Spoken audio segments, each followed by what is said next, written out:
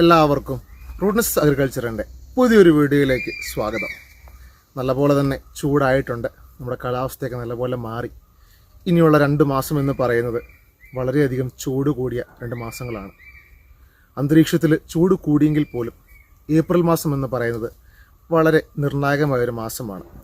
ഇനി വരാൻ പോകുന്ന സീസണിൽ വിളവ് എങ്ങനെയായിരിക്കുമെന്ന് നിശ്ചയിക്കുന്നത് പോലും നമ്മുടെ ഈ ഏപ്രിൽ മാസത്തെ നമ്മുടെ ഏലകൃഷിൻ്റെ പരിചരണത്തിലെ ബേസ് ചെയ്തായിരിക്കും. അപ്പോൾ ഈ ഏപ്രിൽ മാസത്തിൽ എങ്ങനെ നമുക്ക് ശരിയായ രീതിയിൽ കൃഷി ചെയ്യാം, എന്തൊക്കെയാണ് പ്രധാനമായിട്ട് നമ്മൾ ശ്രദ്ധിക്കേണ്ട കുറച്ച് കാര്യങ്ങൾ എന്നൊക്കെയാണ് നമ്മൾ ഇന്നത്തെ വീഡിയോയിൽ കാണാൻ പോകുന്നത്.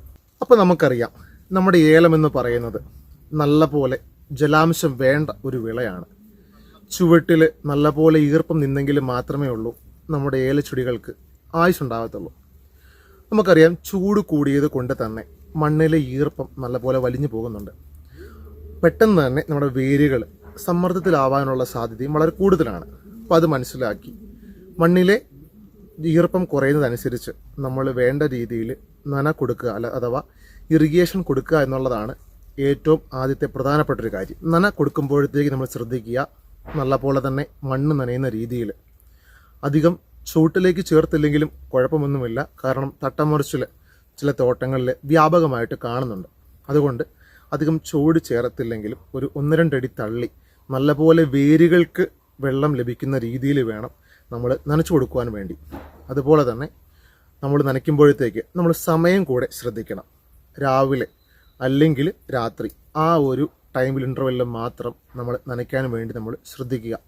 പണി എളുപ്പമാക്കാൻ വേണ്ടി നമ്മൾ പകൽ സമയം അധികം നനയ്ക്കാൻ പോയി കഴിഞ്ഞാൽ നമുക്ക് അതിൻ്റെ ഗുണം കിട്ടിയെന്ന് വരത്തില്ല. കാരണം ചൂടായതുകൊണ്ട് നല്ലപോലെ തന്നെ മണ്ണിൽ നിന്നും വെള്ളം വലിഞ്ഞു പോകും. അതുപോലെ തന്നെ ഇനിയിപ്പോൾ മഴ വരും അല്ലെങ്കിൽ മഴ പറയുന്നുണ്ട് എന്ന് നമ്മൾ പ്രതീക്ഷിച്ച് ഒരു കാരണവശാലും നനയ്ക്കാതിരിക്കാൻ പാടില്ല. അതുപോലെ തന്നെ കഴിഞ്ഞ ആഴ്ച മഴ ലഭിച്ചിരുന്നു, നല്ല മഴയായിരുന്നു എന്ന് നമ്മൾ നോക്കിക്കൊണ്ട് ഒരിക്കലും നന കൊടുക്കാതിരിക്കാൻ പാടില്ല. എപ്പോഴും നമ്മൾ മണ്ണിനെ വീക്ഷിച്ചു കൊണ്ടിരിക്കുക. മണ്ണിൽ ജലാംശം കുറയുന്നുണ്ടോ എന്ന് മനസ്സിലാക്കിയിട്ട് വേണം നമ്മൾ നല്ലപോലെ തന്നെ നന കൊടുക്കാൻ വേണ്ടിയിട്ട്. അപ്പം അടുത്തൊരു ചോദ്യമാണ്, നന കൊടുത്തത് കൊണ്ട് മാത്രം നമുക്ക് നമ്മുടെ വേരുകളെ സംരക്ഷിക്കാൻ സാധിക്കുമോ എന്നുള്ളത്. ഉദാഹരണത്തിന് ഉസൈൻ ബോൾട്ടിനെ എടുക്കുക. നമ്മൾ അദ്ദേഹത്തിനോട് പറയുന്നു, രാജസ്ഥാനിലെ മരുഭൂമിയിൽ പോയിട്ട് ഒരു 30 കിലോമീറ്റർ മാരത്തോൺ ഓടാൻ വേണ്ടി പറയുന്നു. അദ്ദേഹത്തോട് പറയുന്നു, അൺലിമിറ്റഡ് ആയിട്ട് വെള്ളം കൊടുക്കാം, എന്തോരം വേണമെങ്കിലും നമുക്ക് ജലം ഉള്ളിലേക്ക് എടുക്കാം എന്ന് പറയുന്നു. അദ്ദേഹത്തിന് ആ 30 കിലോമീറ്റർ കംപ്ലീറ്റ് ചെയ്യാൻ സാധിക്കുമോ? അതുപോലെ തന്നെയാണ് നമ്മുടെ ഏലത്തിൻ്റെ കാര്യത്തിൽ. നമ്മൾ നന കൊടുത്തത് കൊണ്ട് മാത്രം നമുക്ക് വേരുകളെ നമുക്ക് സംരക്ഷിക്കാൻ സാധിക്കത്തില്ല. അതുപോലെ തന്നെ പ്രധാനപ്പെട്ട 2 കാര്യങ്ങളാണ്. ഒന്ന്, ഷെയ്ഡ് നെറ്റ് കെട്ടിക്കൊടുക്കുക എന്നുള്ളത്. രണ്ടാമത്തേത് പുതയിട്ട് കൊടുക്കുക എന്നുള്ളത്. അതിലേറ്റവും പ്രധാനപ്പെട്ട കാര്യമാണ് പുതയിട്ട് കൊടുക്കുക, അഥവാ മൾച്ച് കൊടുക്കുക എന്നുള്ളത്. പലപ്പോഴും പല കർഷകരും ഈ വർഷങ്ങളിലൊക്കെ ആയിട്ട് മണ്ണിടുന്നത് വളരെ കുറവായിരുന്നു. അതുകൊണ്ട് തന്നെ വേരുകൾ നല്ലപോലെ പുറത്ത് നിൽപ്പുണ്ട്.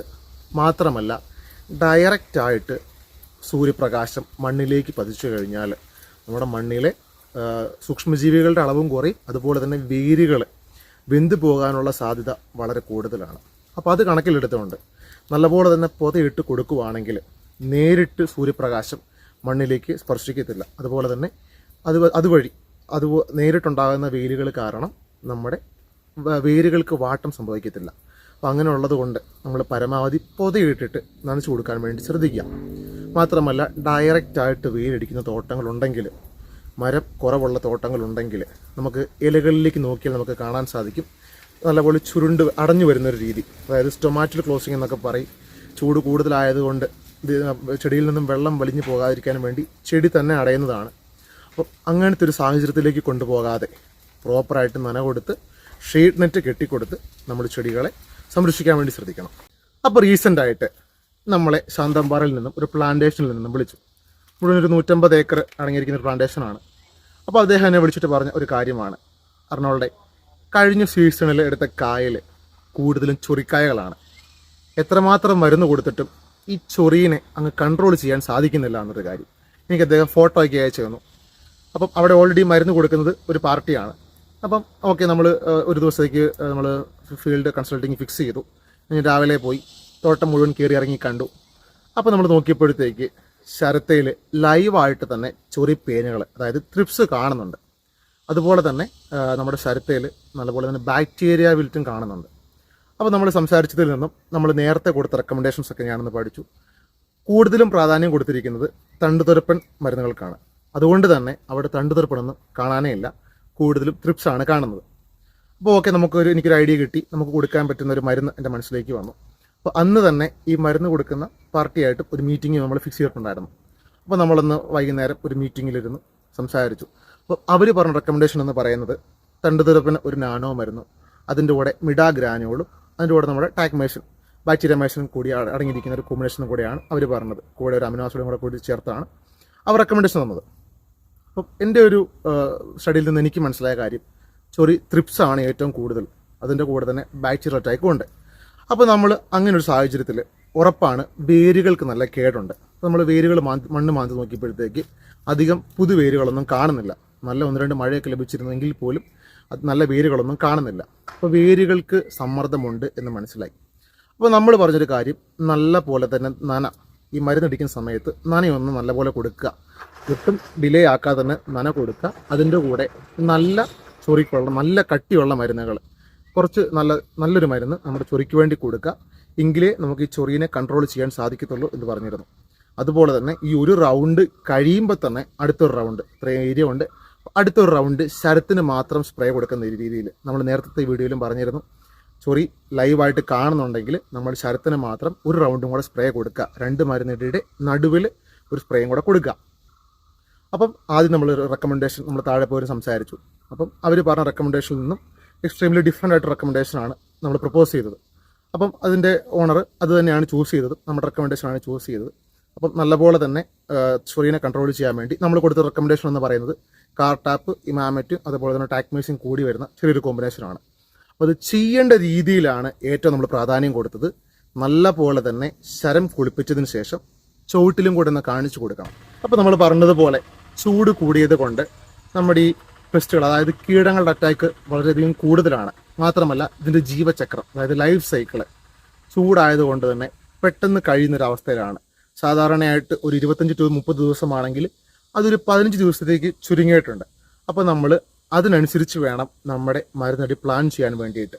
നമ്മൾ 25 ദിവസം വരെ ഒന്നും പോകാതെ ഒരു 18 മുതൽ 22 ദിവസം എന്നൊരു കണക്കിലേക്ക് നമ്മൾ ഇനിയുള്ള 2 മാസത്തേക്ക് നമ്മൾ ഫോക്കസ് ചെയ്യേണ്ട ആവശ്യമുണ്ട്. അതുപോലെ തന്നെ ചുവട്ടിലേക്ക് കൊടുക്കുമ്പോഴത്തേക്ക് ഇതിൻ്റെ മുട്ടകൾ അതിനെ നമുക്ക് നശിപ്പിക്കാൻ വേണ്ടി സാധിക്കും. ത്രിപ്സ് പോലെ തന്നെ തോട്ടങ്ങളിൽ കൂടുതലായിട്ട് കാണുന്ന മറ്റൊരു പ്രധാന പ്രശ്നമാണ് നമ്മുടെ ബോറർ എന്ന് പറയുന്നത്, അതായത് പുഴുക്കൾ. ഈ വർഷം കൂടുതലായിട്ടും ശരപ്പുഴുക്കളാണ് കാണപ്പെടുന്നത്. ഇപ്പോൾ റീസെൻ്റായിട്ട് നമ്മൾ കമ്മമെട്ടിൽ ഓൾറെഡി കൺസൾട്ട് ചെയ്യുന്നൊരു ഫീൽഡാണ്, 7 മാസമായിട്ട് കൺസൾട്ട് ചെയ്യുന്നൊരു ഫീൽഡാണ്. അപ്പോൾ നമ്മൾ ഫീൽഡ് 19ാം ദിവസമായപ്പോഴത്തേക്ക് നോക്കാൻ വേണ്ടി പോയി. അപ്പോൾ കഴിഞ്ഞ റൗണ്ടിൽ ചെറിയ രീതിയിൽ ബോറർ കാണുന്നുണ്ടായിരുന്നു. അപ്പോൾ നമ്മൾ ബോററിനെ ഫോക്കസ് ചെയ്താണ് കഴിഞ്ഞ റൗണ്ടിൽ മരുന്ന് കൊടുത്തത്. അപ്പോൾ അത് 2 ഏരിയ ആയിട്ടാണ് കിടക്കുന്നത്. ഒന്ന് ചെറിയൊരു പണിക്കാർക്കുള്ള വീട്, അത് നടുക്കായിട്ടുണ്ട്. അതിൻ്റെ മേൽഭാഗമുണ്ട്, കീഴ്ഭാഗത്തും തോട്ടമുണ്ട്. അപ്പോൾ നമ്മൾ ആദ്യം മേളിൽ നിന്ന് നോക്കി ഇറങ്ങിയപ്പോഴത്തേക്ക് മേളിലത്തെ പുതുശരങ്ങൾക്കൊക്കെ നല്ലപോലെ തന്നെ കുത്തൽ സ്റ്റാർട്ട് ചെയ്തിട്ടുണ്ട്. നമ്മുടെ ബോററിനെ പുതുശരങ്ങളിൽ കാണുന്നുണ്ട്. ഞാൻ മരുന്നുകൾ നോക്കിയപ്പോഴത്തേക്ക് മനസ്സിലായിട്ടുണ്ട് നല്ല മരുന്നുകൾ കൊടുത്തേക്കുന്നത്. എന്നിട്ടും എന്തുകൊണ്ടാണ് ബോറർ അവിടെ മാത്രം കയറിയത്? ചെടികളിലേക്ക് നോക്കിയപ്പോഴത്തേക്ക് ചെടികൾക്ക് നല്ല രീതിയിൽ പഴുപ്പ് കാണുന്നുണ്ട്. അപ്പോൾ അവിടുന്ന് താഴേക്ക് ഇറങ്ങി, അപ്പോൾ താഴത്തെ ഭാഗത്തേക്ക് പോയപ്പോഴത്തേക്ക് പുതുശരങ്ങളിലൊന്നും തന്നെ നമ്മൾ ബോററിനെ കാണുന്നില്ല. അതുപോലെ തന്നെ ചെടികൾക്കധികം പഴുപ്പും കാണുന്നില്ല. നമ്മൾ ഈ 2 ഏരിയയും കൂടെ വേർതിരിച്ചൊന്ന് സ്റ്റഡി ചെയ്തു. ഞാൻ ആദ്യം ഓർത്തത് കൊടുത്ത മരുന്നുകളുടെ എന്തെങ്കിലും പ്രശ്നങ്ങളോ അല്ലെങ്കിൽ ഒരു പക്ഷേ ശരം കുളിപ്പിച്ച് കൊടുത്ത് കാണത്തില്ല, അങ്ങനെയൊക്കെയാണ് ചിന്തിച്ചത്. പക്ഷേ കർഷകനുമായിട്ട് ക്ലാരിഫൈ ചെയ്തപ്പോഴത്തേക്ക് അദ്ദേഹം പ്രോപ്പറായിട്ടാണ് മരുന്ന് കൊടുത്തിരിക്കുന്നത്. നമുക്ക് മനസ്സിലായൊരു കാര്യമാണ്, ചൂട് കൂടുതലായിട്ടുള്ള ഏരിയയിൽ നല്ല പോലെ തന്നെ ശരപ്പുഴുക്കൾ കാണുന്നുണ്ട്. അതുപോലെ തന്നെ ഡയറക്റ്റായിട്ട് വെയിൽ കൂടുതലടിക്കുന്ന ഏരിയയിൽ അല്ലെങ്കിൽ ആ ചെടികളിലേക്ക് നോക്കിയാൽ മതി, ഡയറക്റ്റ് വെയിലടിക്കുന്ന ചെടികളിൽ നമ്മുടെ ഈ ശരപ്പുഴുക്കൾ നല്ല പോലെ തന്നെ കൂടുതലായിട്ട് കാണുന്നുണ്ട്. അപ്പം താഴത്തെ ഭാഗത്ത് നല്ല പോലെ തന്നെ ഷെയ്ഡുണ്ട്. നേരത്തെ പെയ്ത മഴയുടെ ഈർപ്പം നല്ലപോലെ ആ മണ്ണിൽ നിൽക്കുന്നുണ്ട്. പക്ഷേ മേളിലെ മണ്ണിൽ അധികം ഈർപ്പമില്ല. അപ്പോൾ അദ്ദേഹം പറഞ്ഞു മഴയ്ക്ക് ശേഷം നനച്ചിട്ടില്ല എന്ന് അദ്ദേഹം പറഞ്ഞു. അപ്പോൾ മേളിലെ മണ്ണ് നല്ലപോലെ തന്നെ കട്ടിയായി ചെടികൾ നല്ല പഴുത്ത് കയറി വരുന്നുണ്ട്. അപ്പോൾ നമ്മൾ അവിടെ പറഞ്ഞ അതിൻ്റെ ഒരു റെക്കമെൻഡേഷൻ എന്ന് വെച്ച് കഴിഞ്ഞാൽ മേൽഭാഗത്ത് നെറ്റ് കെട്ടാൻ വേണ്ടി പറഞ്ഞു. മരങ്ങളുണ്ടെങ്കിൽ പോലും ചെടികൾ പഴുക്കുന്നുണ്ടെങ്കിൽ നല്ലപോലെ തന്നെ വെയിലടിക്കുന്നുണ്ട്. അപ്പോൾ മേൽഭാഗമായതുകൊണ്ട് കൂടിയാണ് അത്രയും കൂടുതലായിട്ട് വെയിലടിക്കുന്നത്. അപ്പോൾ നമ്മൾ അവിടെ നല്ലപോലെ നെറ്റ് കെട്ടാൻ പറഞ്ഞു, കുറച്ചുകൂടെ ഒന്ന് പൊത അടുപ്പിക്കാൻ വേണ്ടി പറഞ്ഞു. അതുപോലെ തന്നെ നന കുറച്ചും കൂടെ കൂടുതലായിട്ട് കൊടുക്കാൻ വേണ്ടി പറഞ്ഞു. താഴെ കൊടുക്കുന്നത് ആഴ്ചയിൽ 2 നനയാണെങ്കിൽ മുകളിലേക്ക് വരുമ്പോഴത്തേക്ക് ആഴ്ചയിൽ ഒരു 3 നന കൊടുക്കുന്ന രീതിയിലേക്ക് നിലവിൽ പ്ലാൻ ചെയ്യാൻ വേണ്ടി പറഞ്ഞു. കുറച്ച് വലിയ ഏരിയ ആണ്, ഒന്ന് ഓടി വരണ കുറച്ച് സമയം എടുക്കും. അപ്പോൾ പരമാവധി തന്നെ ഒരു 3 നനയെങ്കിലും ആഴ്ച ചെല്ലുന്ന രീതിയിലേക്ക് നമ്മൾ അദ്ദേഹത്തിന് പ്ലാൻ പറഞ്ഞു കൊടുത്തു. അതുപോലെ തന്നെ തണ്ടുതുറപ്പിനും ചൊറിക്കുമായിട്ടുള്ള മരുന്ന് നമ്മൾ റെക്കമെൻഡ് ചെയ്തു. അതുകൊണ്ട് തന്നെ നമ്മൾ മരുന്നടിക്കുമ്പോഴത്തേക്ക് നമ്മൾ നേരത്തെ പറഞ്ഞ 2 പ്രശ്നങ്ങളെ കണക്കിലെടുത്തുകൊണ്ട് അതിൻ്റെ കൂടെ തന്നെ ബാക്ടീരിയനെയും കൂടെ കണക്കിലെടുത്തുകൊണ്ട് വേണം നമ്മൾ മരുന്നുകൾ ഫിക്സ് ചെയ്യാൻ വേണ്ടി. തോട്ടത്തിലെ നമ്മുടെ ഈ കീടങ്ങളുടെ ആധിക്യം അനുസരിച്ച് വേണം നമ്മൾ ഓരോ മരുന്നുകളുടെയും ഡോസ് ഫിക്സ് ചെയ്യാൻ വേണ്ടിയിട്ട്. പലപ്പോഴും പല ഡോസുകളാണ് പലയിടത്തും പറയുന്നത്, ചിലപ്പോൾ ലോ ഡോസ് ആയിരിക്കും പറയുന്നത്. തോട്ടത്തിൽ ആ പ്രശ്നങ്ങളുണ്ടെങ്കിൽ അത് ഒരു അഡ്വൈസ് മേടിച്ച് തന്നെ നമ്മൾ അതിനുള്ള മരുന്നുകൾ റെക്കമെൻഡ് ചെയ്യാൻ വേണ്ടി ശ്രദ്ധിക്കുക. അതുപോലെ തന്നെ മരുന്നുകൾ കൊടുക്കുമ്പോഴത്തേക്ക് കൂടെ പെനട്രൻ്റ് ആഡ് ചെയ്യാൻ വേണ്ടി ശ്രദ്ധിക്കുക. പലപ്പോഴും കടകളിൽ പോയിട്ട് കർഷകർ പശ തരിക എന്നാണ് പറയുന്നത്. നമ്മൾ അതിന് പകരം പശയ്ക്ക് പകരം അത് പലപ്പോഴും സ്പ്രെഡറോ അല്ലെങ്കിൽ സ്റ്റിക്കറൊക്കെ ആയിരിക്കും കിട്ടുന്നത്. നമ്മൾ പെനട്രൻ്റ് തന്നെ ചോദിച്ച് മേടിക്കാനും കൂടെ വേണ്ടി നമ്മൾ ശ്രദ്ധിക്കുക.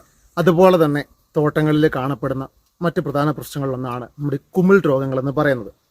നിലവിലെ ക്ലൈമറ്റിൽ കൂടുതലായിട്ട് കാണപ്പെടുന്ന 2 പ്രശ്നങ്ങളാണ് നമ്മുടെ ഫിസേരിയം രോഗം, അതുപോലെ തന്നെ തട്ടമുറിച്ചൽ.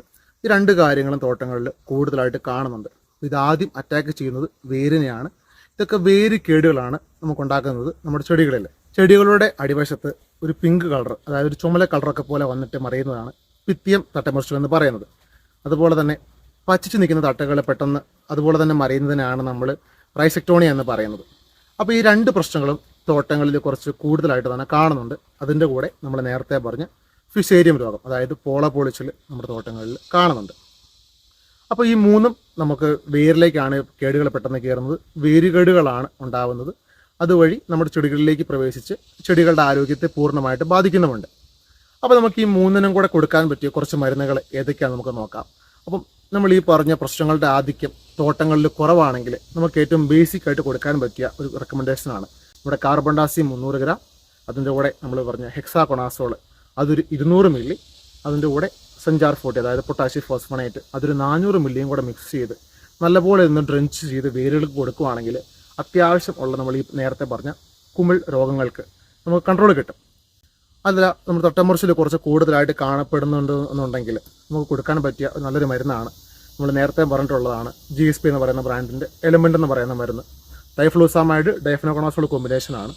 അപ്പം അത് ഒരു 100 മില്ലി 200 ലിറ്റർ എന്നുള്ള കണക്കിൽ മിക്സ് ചെയ്തിട്ട് നല്ലപോലെ ഡ്രിഞ്ച് ചെയ്ത് കൊടുക്കുകയാണെങ്കിൽ തട്ടമുറിച്ചിൽ ഫിസേരിയം പോലുള്ള രോഗങ്ങൾക്ക് നമുക്ക് നല്ല കൺട്രോൾ തരുന്ന ഒരു കോമ്പിനേഷൻ തന്നെയാണ്. അതുമല്ലെങ്കിൽ നമുക്ക് കൊടുക്കാൻ പറ്റിയ മറ്റൊരു കോമ്പിനേഷനാണ് നമ്മുടെ അസോക്സിസ്ട്രോബിൻ ടിബുകൊണാസോൾ അടങ്ങിയിരിക്കുന്ന ഒരു കോമ്പിനേഷൻ. അതൊരു 200 മില്ലി, അതിൻ്റെ കൂടെ നമ്മൾ നേരത്തെ പറഞ്ഞ പൊട്ടാഷ്യം ഫോസ്ഫണേറ്റ് അതൊരു 400 മില്ലിയും കൂടെ മിക്സ് ചെയ്ത് നല്ലപോലെ തന്നെ ഒന്ന് ഡ്രെഞ്ച് ചെയ്ത് കൊടുക്കുകയാണെങ്കിൽ അതും നമ്മുടെ ഈ ഫിസേരിയം പോലത്തെ പ്രശ്നങ്ങൾക്കും തട്ടമറിച്ചിലും കൺട്രോൾ തരുന്ന നല്ലൊരു റെക്കമെൻഡേഷനാണ്.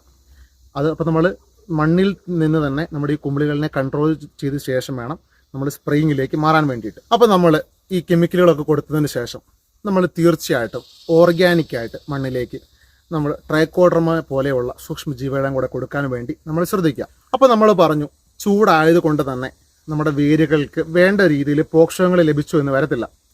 മാത്രമല്ല ചിമ്പടികളൊക്കെ നല്ലപോലെ കുറവുള്ള ഒരു സിറ്റുവേഷനാണ് ഇപ്പോഴുള്ളത്. അപ്പോൾ അതെല്ലാം ഒന്ന് ബൂസ്റ്റ് ചെയ്യാൻ വേണ്ടിയിട്ട് നമ്മൾ അത്യാവശ്യം ന്യൂട്രിയൻസ് മണ്ണിലേക്ക് കൊടുക്കുന്നത് വളരെ ഉചിതമായിട്ടൊരു കാര്യമായിരിക്കും. അപ്പോൾ നിലവിലത്തെ സാഹചര്യത്തിൽ നമുക്ക് കൊടുക്കാൻ പറ്റിയ വളങ്ങൾ ഏതൊക്കെയാണെന്ന് ഞാൻ ഓൾറെഡി നേരത്തെ ഒരു വീഡിയോയിൽ പറഞ്ഞിരുന്നു. അതിൻ്റെ ലിങ്ക് ഞാൻ താഴെ ഡിസ്ക്രിപ്ഷനിൽ കൊടുക്കുന്നതായിരിക്കും. അതുപോലെ തന്നെ നമുക്ക് ഫോളിയാറായിട്ട് നമുക്ക് വേണമെങ്കിൽ വളങ്ങൾ പ്ലാൻ ചെയ്യാം. കാരണം നമുക്കറിയാം ചൂടായതുകൊണ്ട് അല്ലെങ്കിൽ നനവ് കുറവായതൊക്കെ കൊണ്ട് വേരുകൾക്ക് പെട്ടെന്ന് തന്നെ വളങ്ങൾ വലിച്ചെടുക്കാൻ സാധിച്ചെന്ന് വരത്തില്ല. അപ്പോൾ അങ്ങനെ വരുമ്പോഴത്തേക്ക് മഞ്ഞപ്പിഞ്ച് പൊഴിയാനുള്ള സാധ്യതയൊക്കെ വളരെ കൂടുതലാണ്. അപ്പോൾ ചെടികളുടെ ആ മടുപ്പൊക്കെ ഒന്ന് മാറ്റാനായിട്ടും അതുപോലെ തന്നെ ഒരു ന്യൂട്രീഷൻ ലഭിക്കാനൊക്കെ ആയിട്ട് നമുക്ക് ഫോളിയാറായിട്ട് നമുക്ക് സ്പ്രേ കൊടുക്കാം. അപ്പം അങ്ങനെ വേണ്ടവരും അതൊന്ന് പ്ലാൻ ചെയ്യുന്നത് വളരെ നല്ല കാര്യമായിരിക്കും. ഇപ്പോൾ നമ്മൾ നേരത്തെ പറഞ്ഞിരുന്നു ഒരു ഓർഗാനിക് ഡ്രഞ്ചിങ്ങിൻ്റെ കാര്യം. അപ്പോൾ നമ്മൾ ഏപ്രിൽ മാസത്തിൽ ഓർഗാനിക് ഡ്രഞ്ചിങ്ങിന് വളരെയധികം പ്രാധാന്യം കൊടുക്കുക. അപ്പോൾ നമുക്ക് കൊടുക്കാൻ പറ്റിയൊരു കുറച്ച് കോമ്പിനേഷൻസ് ഏതൊക്കെയാണെന്ന് ഞാൻ പറയാം. ആദ്യം തന്നെ ട്രൈക്കോഡർമ ആഡനിക്കിതൊരു കോമ്പിനേഷനാണ്. അതൊരു 100 മില്ലി. അതിൻ്റെ കൂടെ നമ്മുടെ സൂഡോമോണാസ് അതൊരു 400 മില്ലി. അതിൻ്റെ കൂടെ നമ്മൾ നേരത്തെ പറഞ്ഞിട്ടുള്ള പാസലോമൈസസ്, അതായത് നമ്മുടെ ഈ നെമറ്റോഡ് പോലുള്ള പ്രശ്നങ്ങൾക്ക് നമുക്ക് കൺട്രോൾ ചെയ്യാൻ പറ്റുന്ന ഒരു ഓർഗാനിക് പരമായിട്ടൊരു കാര്യമാണ് നമ്മുടെ പാസലോമൈസസ് എന്ന് പറയുന്നത്. അതൊരു 1 കിലോ. ബാസിലസ് മെഗാടീരിയം ബാസിലസ് സബ്റ്റിലിസ് ഇറങ്ങിയിരിക്കുന്ന ഒരു കോമ്പിനേഷനാണ് പ്രോബസ് എന്ന് പറയുന്നത്. അപ്പോൾ പ്രോബസ് അതൊരു 100 മില്ലി. അതിൻ്റെ കൂടെ നമുക്കറിയാം ചൂടായതുകൊണ്ട് തന്നെ നമ്മൾ നമ്മുടെ ചെടികൾക്ക് മെത്തനോബാക്ടീരിയ സ്പ്രേ ചെയ്യുന്നൊരു സാഹചര്യമുണ്ട്. അതിൻ്റെ കൂടെ പൊട്ടാഷ് സിലിക്കേറ്റിലും കൂടെ കൂടിയിട്ട് നമ്മൾ സ്പ്രേ ചെയ്യാറുണ്ട്. അപ്പോൾ ഒരു 1.5 മാസം മുന്നേ നമ്മൾ ചേമ്പളത്തൊരു ഫീൽഡിൽ, ഒരു പടിഞ്ഞാറൻ ചെരുവായിട്ടുള്ളൊരു ഫീൽഡാണ്, കൂടുതലായിട്ട് വെയിലടിച്ചതിന് ശേഷം നല്ലപോലെ ചെടികൾ വാടിപ്പോകുന്നൊരവസ്ഥ, പ്രോപ്പറായിട്ട് നനയ്ക്കാൻ പറ്റിയില്ല, മാത്രമല്ല ചെടികൾക്ക് നല്ലപോലെ തന്നെ പഴുപ്പ് കയറി. അപ്പോൾ ഒരു പരീക്ഷണാർത്ഥം ഒരു ഏരിയയിൽ മാത്രമാണ് അത്രയും പഴുപ്പായിട്ട് കണ്ടത്. അപ്പോൾ ഞാൻ ആ ഏരിയയിൽ ഒരു മെത്തനോബാക്ടീരിയ, അതായത് റോസിവ എന്ന് പറയുന്ന മെത്തനോബാക്ടീരിയ ആണ്, അത് 100 മില്ലി, അതിൻ്റെ കൂടെ നമ്മുടെ പൊട്ടാഷ് സിലിക്കേറ്റ് അതൊരു 250 ഗ്രാമും കൂടെ മിക്സ് ചെയ്തിട്ട് നല്ലപോലെ ഡ്രെഞ്ചിങ് കൊടുത്ത് നോക്കി. നമ്മൾ വിചാരിച്ചതിലും മാറ്റമാണ് ആ ചെടികൾക്കുണ്ടായത്. നല്ലപോലെ തന്നെ ചെടികളുടെ ആ പഴുപ്പ് മാറിയിട്ട് പച്ചപ്പറിയുകയും ചെയ്തു.